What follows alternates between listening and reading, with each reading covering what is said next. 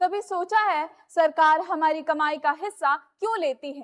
क्या टैक्स देना मजबूरी है या जरूरत? चलिए समझते हैं छोटी सी वीडियो और यूपीएससी फ्रेंडली डेफिनेशन से। देखिए, टैक्स वह अनिवार्य धन होता है जो नागरिक सरकार को देता है ताकि राज्य अपने कार्य कर सके, सार्वजनिक सेवाएं प्रदान कर सके।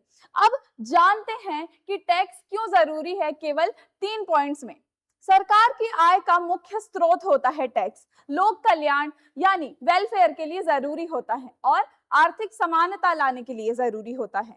आपका या हमारा दिया हुआ टैक्स कहाँ खर्च होता है? ये इस्तेमाल किया जाता है सड़क, रेलवे, इंफ्रास्ट्रक्चर, सरकारी अस्पताल, वैक्सीन, सरकारी स्कूल, कॉलेज, सेना, पुलिस और हमारी ही सुरक्षा, और साथ ही साथ किसानों व गरीबों की योजनाएं, यानी ओवरऑल पब्लिक एक्सपेंडिचर पर।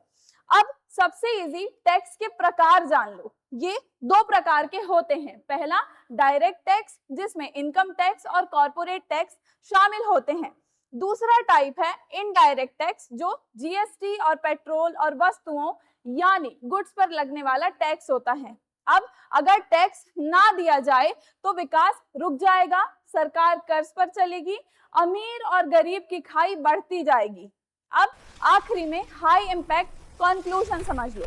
टैक्स सजा नहीं, या एक नागरिक की जिम्मेदारी है, और लोकतंत्र में टैक्स देना जितना जरूरी है उतना ही जरूरी है सरकार से सवाल पूछना। बात समझ गए तो वीडियो को लाइक और शेयर कर दो, और हाँ, चैनल को सब्सक्राइब कर दो। Thank you so much.